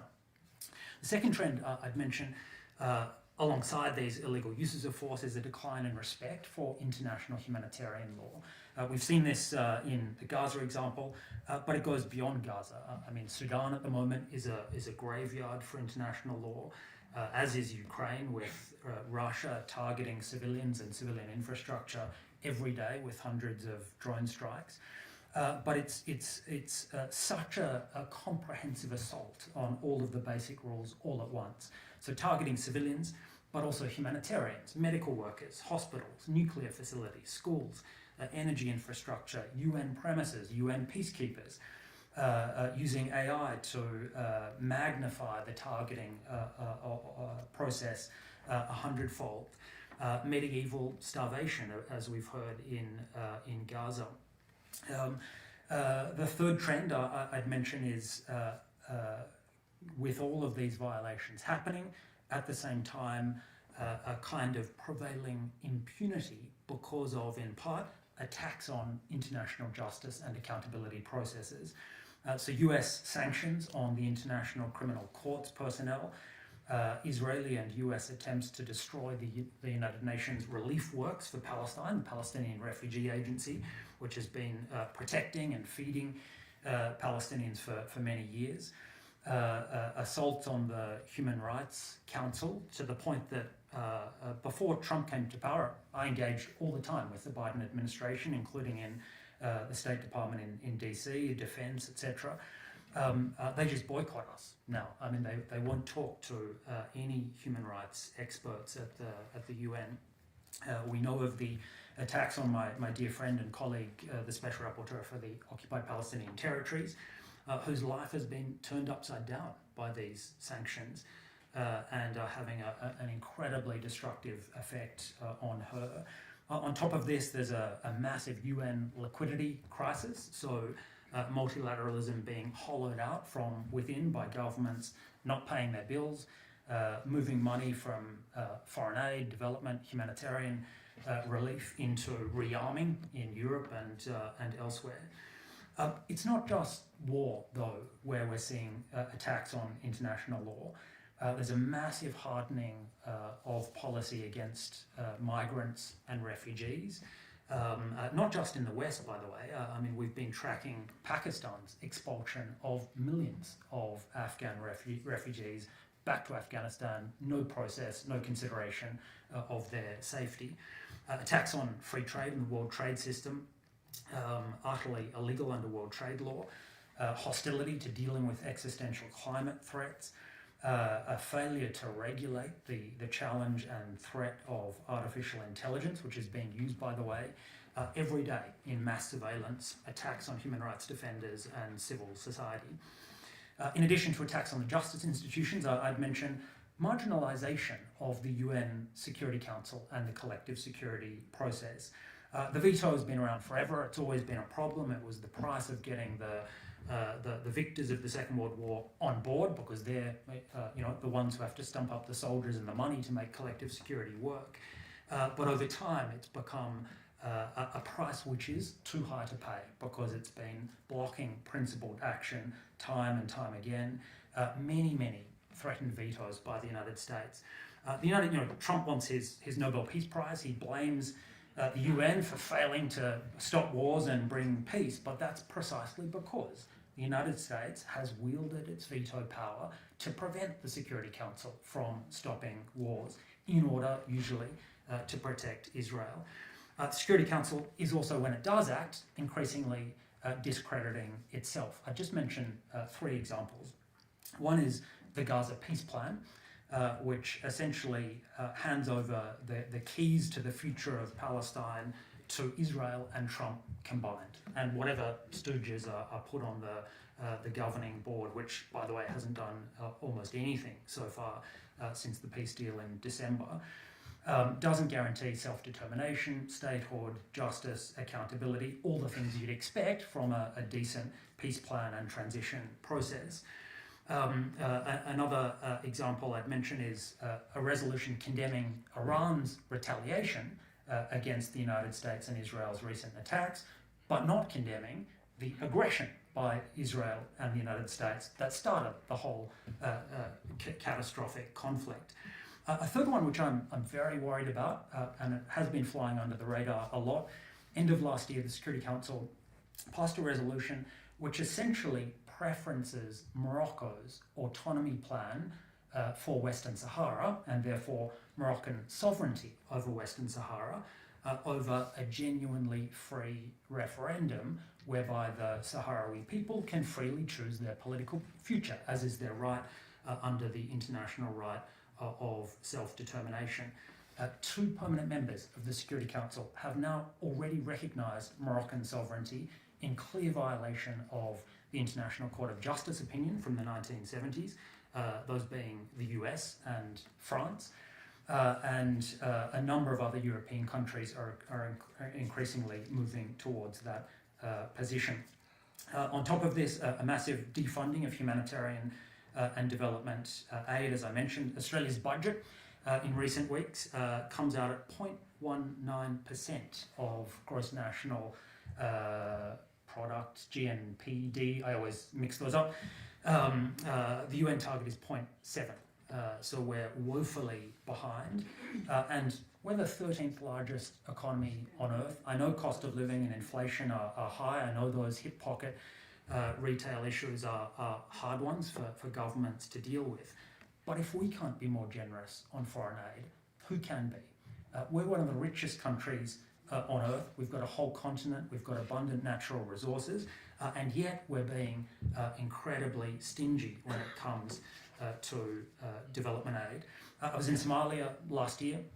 70% of foreign aid has collapsed in Somalia, the world's poorest country, the world's most corrupt country, a country in which Al-Shabaab controls half the country, and ISIS is in the north as well. Because of those budget cuts, all of the only 3 rape crisis centres in the whole country shut down almost overnight. So if you're a girl who gets raped by a clan militia or Al-Shabaab or government security forces, you've got nowhere to go, even for basic healthcare and counselling. Now, in all of this, I mentioned all of this is happening because not enough states are standing up for international law. And this, of course, just emboldens the United States and other lawbreakers like Israel. It promotes a kind of law of the jungle, might makes right. This is popular, by the way, in some countries with the rise of populism in a whole lot of regions, including recently here in Australia. And I am a fan of the former Prime Minister Malcolm Turnbull's take on this, for all of his faults, not being a Labor man, of course, being one of them, who said Trump, and he dealt with him in Trump's first term, he said Trump only respects strength. And I think there's a track record behind that, because when China stood up to the US over tariffs, Trump backed down. When Europe eventually got some spine and stood up over Greenland, Trump backed down. It can make a difference. And if important middle powers like us don't stand up, who will? You know, we've got things the US needs. They need our geography, our bases, our position in Asia, our trade, our economic partnership. They do listen if we and others stand up. We need to build stronger coalitions. We need to fund multilateralism. And we need to start leading, not following on key international issues.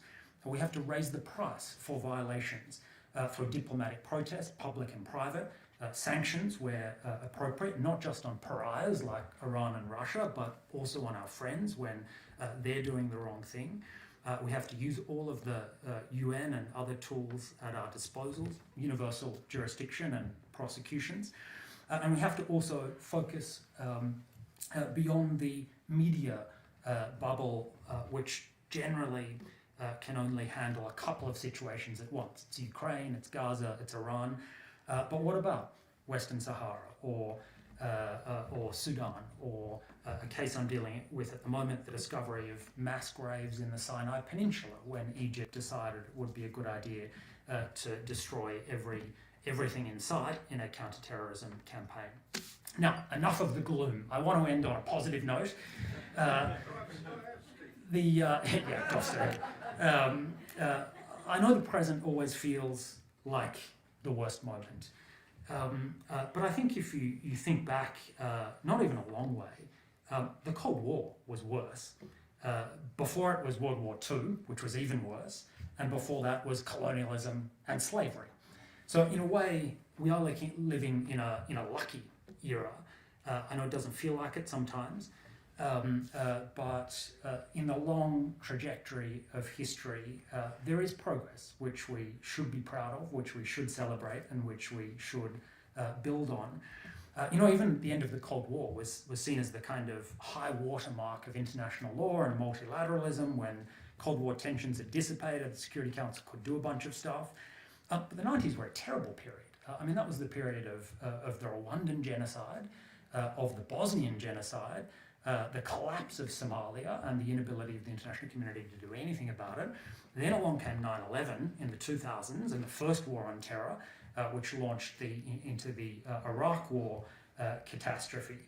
So I'm not sure if saying it's always been bad and sometimes it's been worse makes you feel any better. But the positive part is this. If you look in a long perspective, I do think international law is resilient. It's been around for at least 500 years. It will survive a few years of the Trump administration or of Netanyahu. We have ended colonialism. We do have a taboo on the use of force, even though it's broken, which we never had before. We've made incredible gains on countering poverty, public health, human rights violations, environment. International law is an aspirational doctrine. It'll never be perfectly enforced, but it does offer the promise of peace, of human rights, of justice, prosperity, stable and predictable international relations, peaceful dispute resolution, and ultimately solving common human problems. What has inspired me over the last 3 years in my UN role, and I engage in New York and Geneva all the time, and then in capitals as well, is that there are many champions of international law and human rights, even in the worst of governments.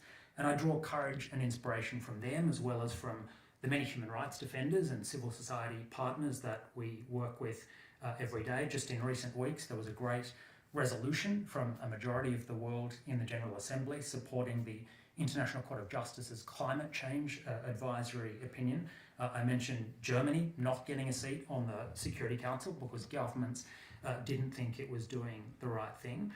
Australia has a positive record to be proud of, and I'm not saying that just because I want DFAT to give me money for my UN role, which would be helpful. But at the moment, we've got some great advocacy on the death penalty, protecting humanitarian personnel in armed conflict, gender. They do support my work in New York at the Security Council. So to end, I would say we all need to continue our work in raising awareness, educating people, including One Nation supporters, about the value of the United Nations, multilateralism, international law, not killing each other. We have to hope that we can change minds. We have to hope that facts can make a difference.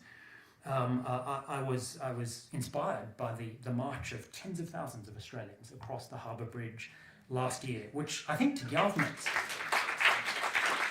to the Chris Minns style governments, was a shock and a wake-up call to them that so many Australians believed in the Palestinian cause, and I do think it hastened recognition of Palestine as a state at the federal level. But all of this shows us that people can make a difference, and we should never give up. Thanks.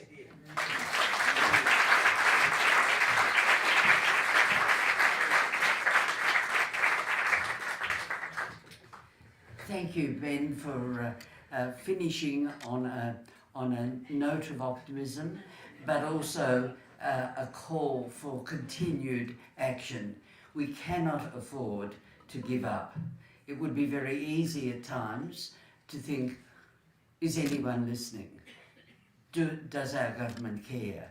What can we do? It wouldn't surprise us if people feel it's impossible. But I think that tonight we have heard from 4 eminent speakers who have urged us to keep going and to be Australians for humanity and to demand action. I'm now happy to take questions. Bob, would you mind returning? And Stuart, would you also start to get ready to come up at the end. There will be a mic, yes, thank you. A roving mic, and one mic up here. Yes. So who's going to, there we go. Who's going, oh, that was Stuart. Stuart, you don't have a question, do you? I go. I have lots of questions. Yeah. Yeah, here. Here. Oh, sorry. I'm just going to get one of That was these. very inspiring. The for all of guys. you, particularly Bob. Thank you so much for a brilliant and heartfelt speech. Then Saul, Cuba's next as far as Trump is concerned. I was ambassador in Cuba at a time when the Yanks were embargoing it. The 11 million Cubans were doing the very best they could to survive. It's getting worse. So just to counter your optimism, I do suggest that if Trump is allowed to continue, he could take over Cuba. Very poor thing.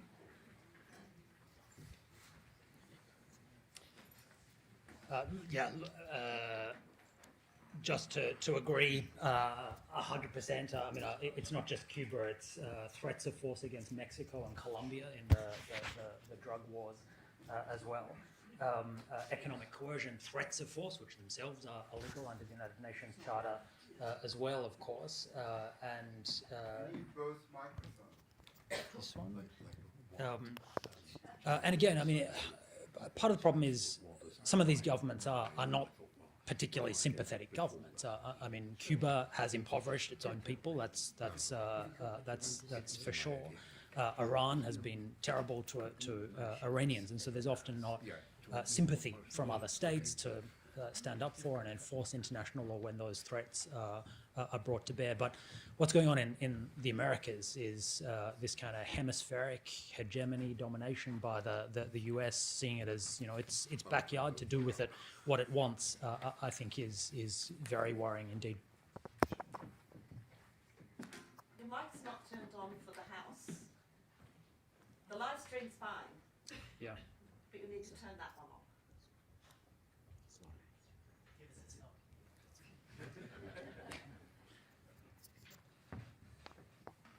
Gentleman there.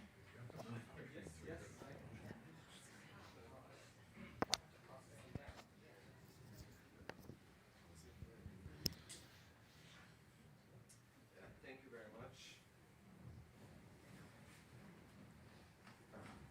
Hear me now. Thank you very much for this interesting panel. My question is to you, sir, Carr, and I think the experts who was supposed to respond to you were very generous in a way that they didn't respond to some of what you said, although what they said was extremely important. And if you allow me, maybe I should introduce myself. My name is Ahmed Al-Fou. I'm a Palestinian lawyer. I was born and raised in Gaza. I grew up there my whole life.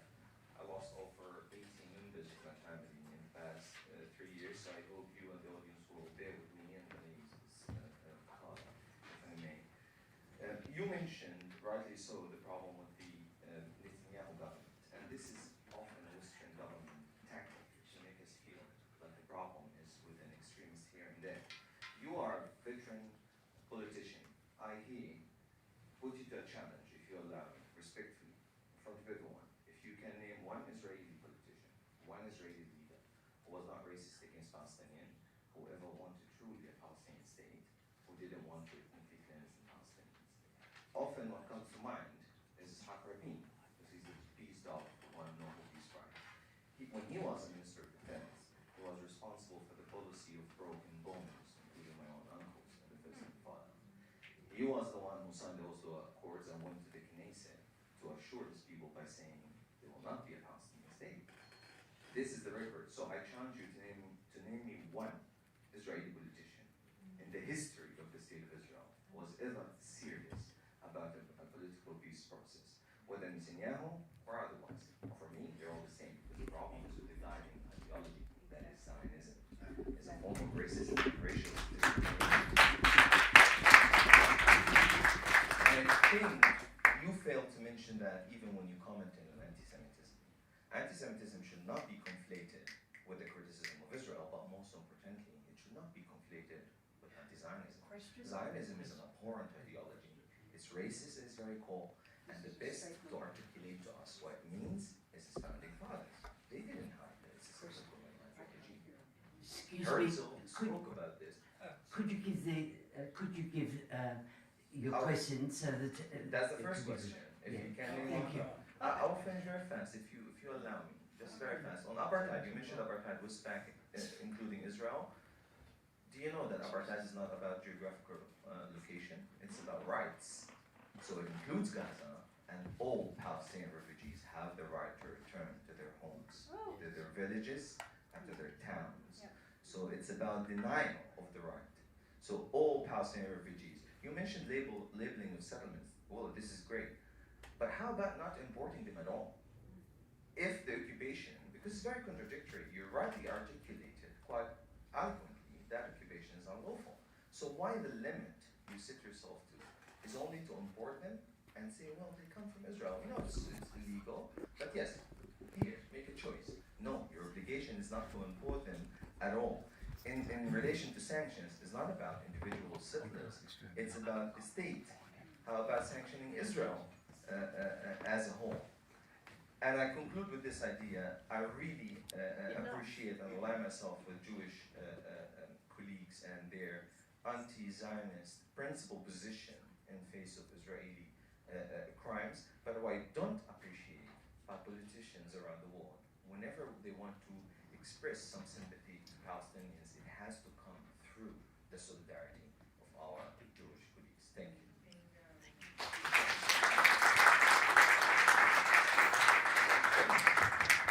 Look, I can only respect someone who has lost 18 members of their family. To me, that's unimaginable, so I can convey my respect to you. I deal with the Australian electorate as it is. This is a very conservative country. You've got media support, unquestioning media support for Israel coming from one section of the media, the most powerful in the country. That's right. And you've got the conservative side of Australian politics that won't even criticise settlements, opposed recognition of Palestine. That's what we're dealing with. And for most Australians, the thing that brings us here today, this outrageous assault on Palestinians, this murderous assault on Palestinians, to most Australians this is a side issue. It's the least of their concerns. I had to battle to get a Prime Minister to allow me to criticise settlements. So it's nice to have you to say, well, that's inadequate, that falls short. But I had to cause a major upset in the government that I served as Foreign Minister to get the room to actually put out a statement saying Australia opposes a settlement expansion. You say, why not sanction Israel? Well, don't forget there's not an Arab country that does that. There's not an Arab country that sanctions Israel. They're all trading their heads off with Israel. That's the biggest flaw with that argument. And when I say we should begin by identifying settlement products, that would be a start. That would be a good start. But we're not there yet. You couldn't get support for that in the Australian media anyway. So you've got to understand, you don't have to understand, I mean you're entitled to state a strong position, but if you want to get a sense of why I stopped short of saying sanction Israel, it's good news, and praise Penny Wong for sanctioning violent settlers. It's because it is so hard to get anything else. So we work with what we've got. And I think those of us who've taken a pro-Palestinian stand can be pretty happy that we've made this progress while acknowledging the validity of you saying there are monstrous things taking place and we want more.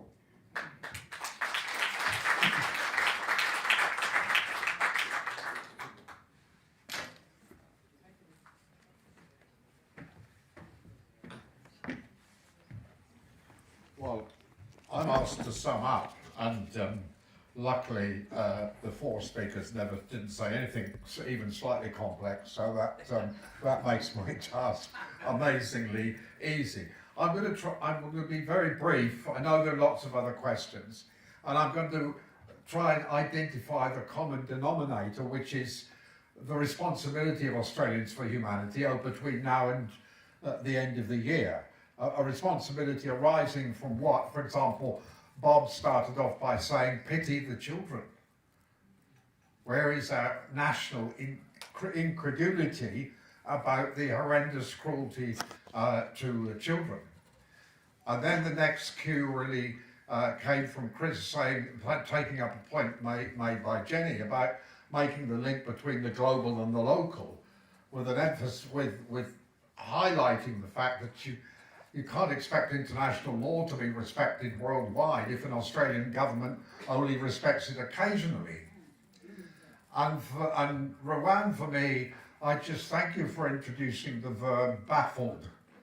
These diplomats who were baffled as to why they couldn't take a stand on the abuse of international law, the abuse of human rights. Why were they cowering? Why were they so timid? And then you gave a sociological tour de force on the abusive uses of power all over the globe, because that's the common denominator. When I've been in some of those countries, and I experienced the same things I used to experience when talking to men who'd been convicted of domestic violence. They only knew their language was only of one kind. It might be with an F-35 fighter, or it might be with their fists. So we have a responsibility, Australians for Humanity, to respond to that. And there are a couple of themes that I pick up on that I want to highlight. One is called intervention. You can't respect something unless you actually intervene. The bully in the playground has to be stopped.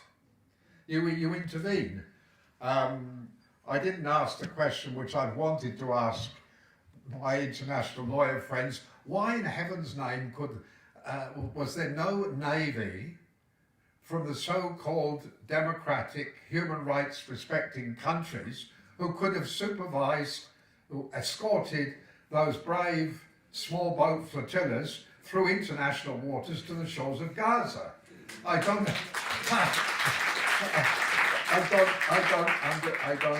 understand why. And that brings me to the point that Ben mentioned about the word courage. Some of my colleagues know that I've often been to Canberra and said to a few politicians, why don't you take a dose of it? It's good for you. Twice a day after meals. Then that means you draw a line in the sand and you say what you stand for. I often have that conversation with my son. He wants to talk to me about his mortgage, and I said, no, I want to know what you stand for. I'm speaking completely out of turn because I've been doing it for about 80 years. I'm volunteering Margaret and Helen McEwen and Peter Slezak, who's in the audience somewhere, and my colleagues, that we will do something. We will try to take seriously what you've said. I'd really want a conversation with you, Rawan, to identify those privileged Australian citizens who are slaughtering Palestinians in association with the IDF.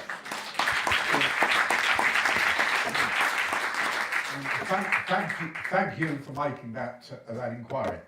Look, last thing that I should do, because it would be entirely hypocritical if I talked too much, because that would have been an abusive use of power in addition to all the other awful things we've heard about.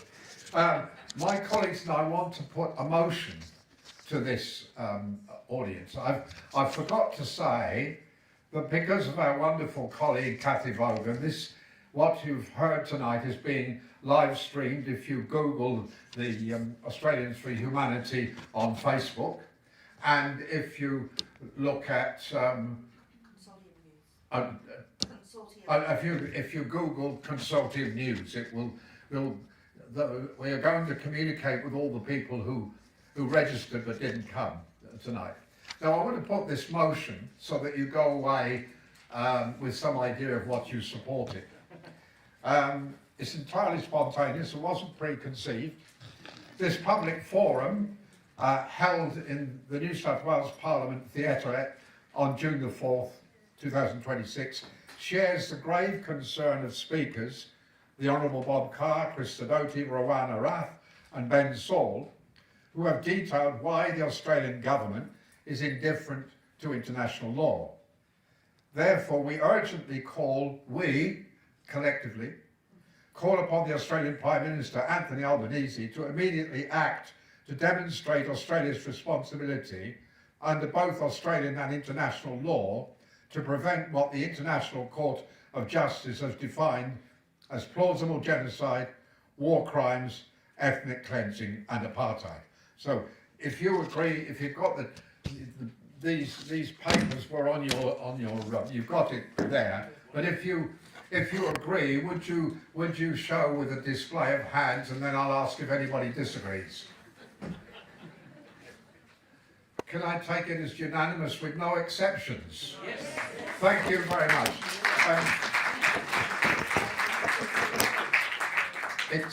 It's quite obvious we should do this again. Thank you so much for coming.